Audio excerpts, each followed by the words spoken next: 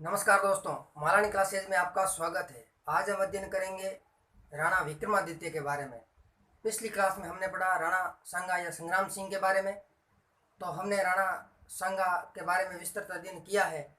राणा सांगा के 4 पुत्र रतन सिंह, भोजराज, विक्रमादित्य और उदय सिंह। तो आज हम विक्रमादित्य के बारे में अध्ययन करेंगे। विक्रमादित्य 1531 में शासक बनते हैं और 1537 में इनकी हत्या कर देता है बनवीर। उसके बाद में शासक बनते हैं उदय सिंह। तो देखिएगा, जो अल्प आयु में मेवाड़ के शासक बने हैं और संशिका इनकी हाड़ी रानी कर्मावती बनी है और ये एक अयोग्य शासक थे। हम कह सकते हैं जो अल्प आयु में मेवाड़ के शासक बने हैं राणा विक्रमादित्य।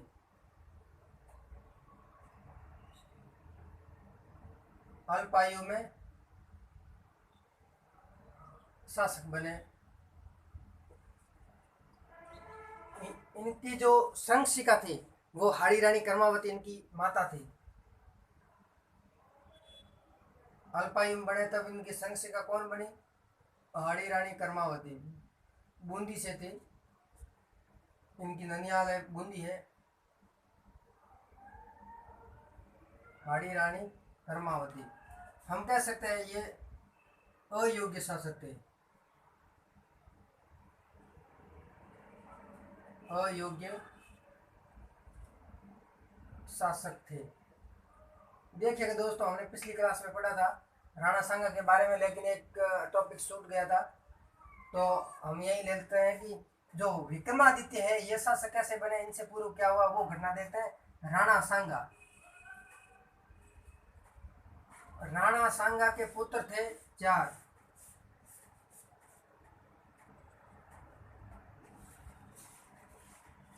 राणा सांगा के पुत्र 4 थे।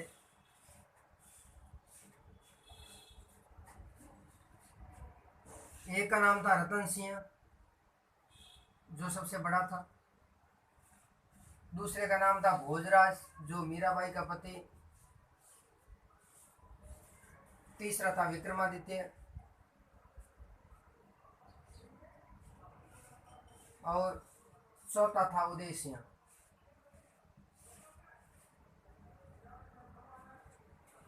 जो रतन, ये जो भोजराज है इनकी तो अल्पायु के अंदर क्या हो मृत्यु हो गई थी।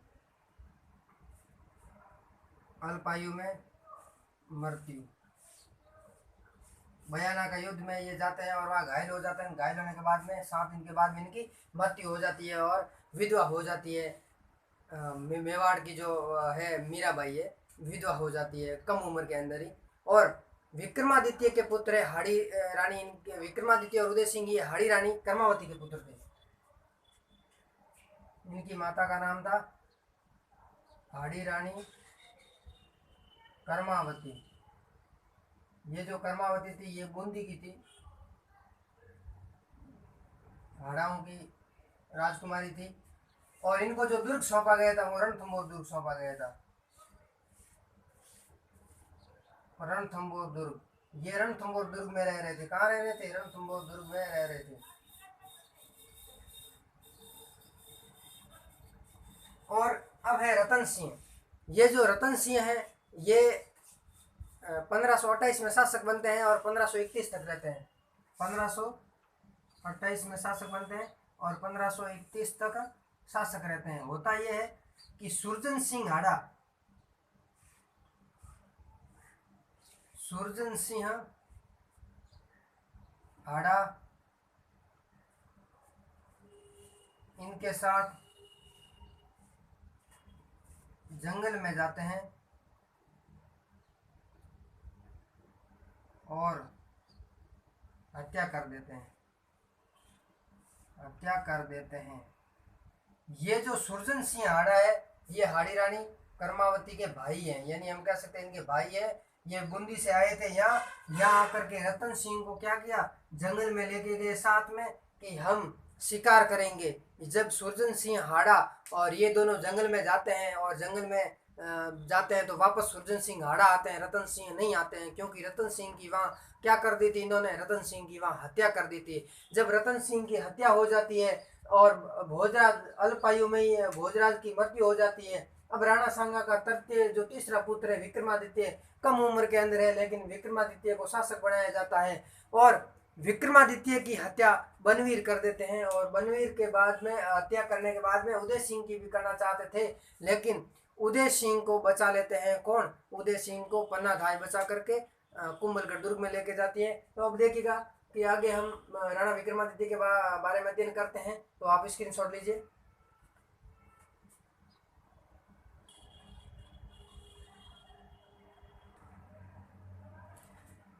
देखिएगा दोस्तों, मेवाड़ पर गुजरात के शासक बहादुर शाह का आक्रमण होता है। दो आक्रमण करता है, एक 1533 में करता है और दूसरा 1534 में करता है।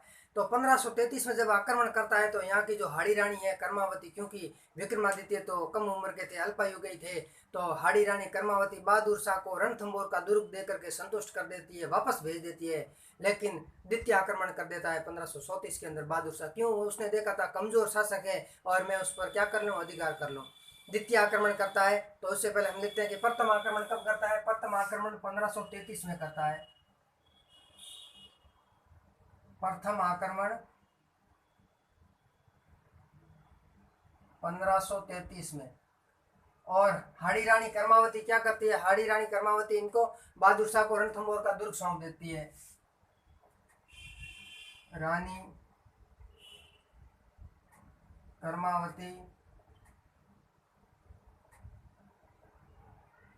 बहादुर शाह को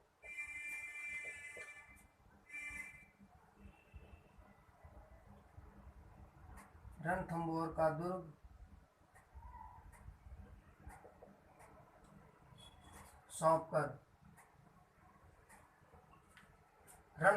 दुर्ग सौंपकर वापस भेज देती है। किसको? बहादुर शाह को वापस भेज देती है। लेकिन ये दूसरा आक्रमण कर देता, और तो हम लिख सकते हैं इनका द्वितीय आक्रमण। द्वितीय आक्रमण इनका होता है 1534 में। द्वितीय आक्रमण ये 1534 में करती है। और जब 1534 में जब ये आक्रमण करता है बहादुर शाह, तो उस समय हाड़ी रानी कर्मावती ने हुमायूं को राखी भेजी थी, लेकिन हुमायूं खुद एक यूपी के अंदर युद्ध कर रहा था और वो जीतने ही वाला था, इसलिए वो नहीं आ पहुंचा। और यहाँ पर अब क्या होगा? अब होगा साका। तो साका होगा तब विक्रमादित्य और उदय सिंह को रानी कर्मावती अपने ननियाल बूंदी के अंदर भेज देती है और चित्तौड़ दुर्ग का द्वितीय साका होगा। प्रथम साका 1303 रतन सिंह और पद्मावती के समय हुआ था, और द्वितीय साका है वो कर्मावती जोहर करेगी और केसरिया है वो देवलिया के ठाकुर बाघ सिंह जी करेंगे। तो देखिएगा, हड़ी रानी कर्मावती ने हुमायूं को राखी भेजी थी। तो इस आक्रमण क्या हुआ? रानी कर्मावती ने हुमायूं को राखी भेजी। हुमायूं को राखी भेजी, लेकिन हुमायूं नहीं आया।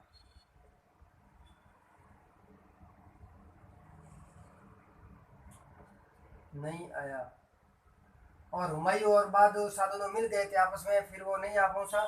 उसने पहले राखी भेज दी थी, उसको सूचना भेज दी थी। हुमायूं दिल्ली का बादशाह था। और इसके बाद में क्या होता है कि इसके बाद में जब हुमायूं नहीं आता है, तो जो विक्रमादित्य और उदय सिंह को ननियाल भेज देते। कम उम्र के थे विक्रमादित्य और उदय सिंह को बूंदी यानी कि ननियाल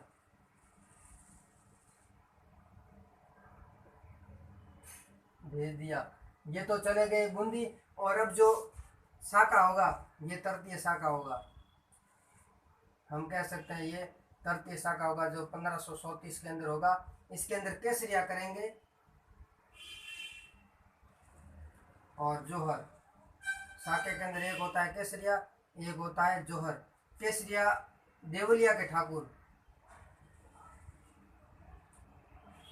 देवलिया के ठाकुर बाघ सिंह के नेतृत्व में होगा ये युद्ध। बाघ सिंह और जोहर है वो रानी कर्मावती करेगी, रानी कर्मावती। और ये शाखा है वो पूर्ण हुआ। अब देखिएगा, ये द्वितीय आक्रमण तो हो गया है और अब बहादुर शाह ने जीत लिया है गढ़ को, क्योंकि बाघ सिंह और रानी कर्मावती यहाँ पर इन्होंने साका कर दिया है। अब आप स्क्रीनशॉट लीजिए और हम आगे और अध्ययन करते हैं।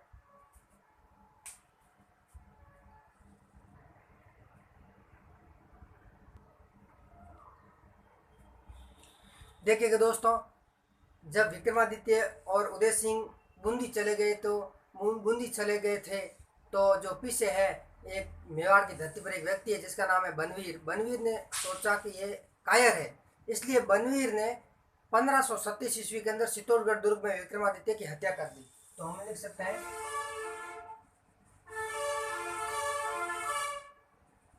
बनवीर ने 1537 में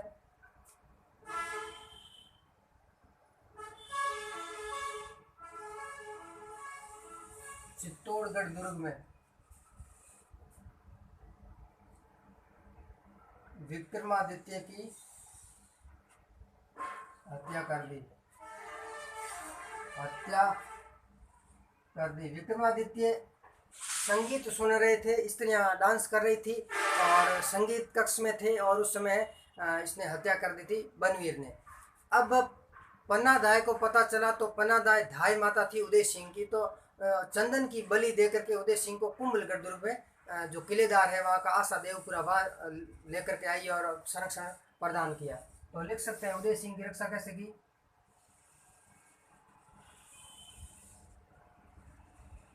पन्नाधाय यानी धाय माँ, धाय माता। पन्नाधाय ने उदय सिंह को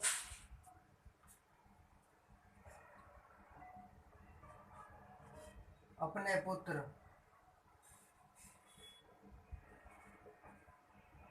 चंदन की बलि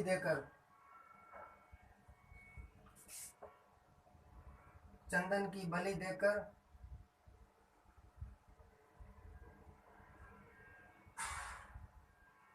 कुंभलगढ़ दुर्ग के किलेदार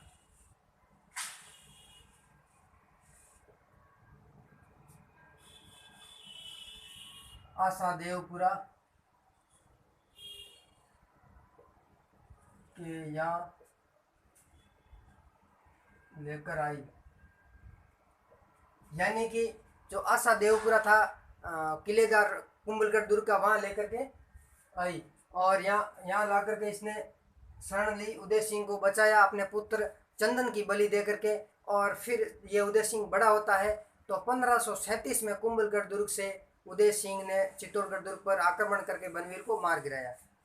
1537 में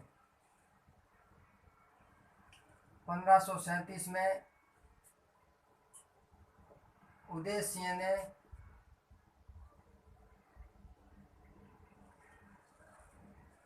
कुंभलगढ़ दुर्ग से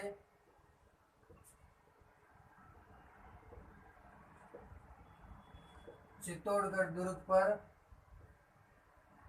आक्रमण करके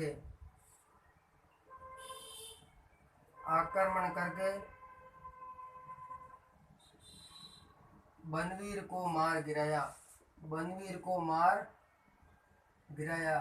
यानी कि 1537 के अंदर उदय सिंह ने कुंभलगढ़ दुर्ग से चित्तौड़ दुर्ग पर आक्रमण कर दिया। आक्रमण करके बनवीर को मार गिराया और बनवीर को मार करके शासक बन गए हैं 1537 में महाराणा उदय सिंह।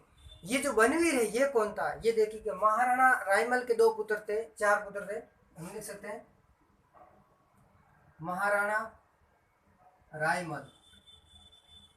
हमने पिछली क्लास में पढ़ा था महाराणा रायमल के एक पुत्र जिसका नाम था सांगा और एक का नाम था पृथ्वीराज की दासी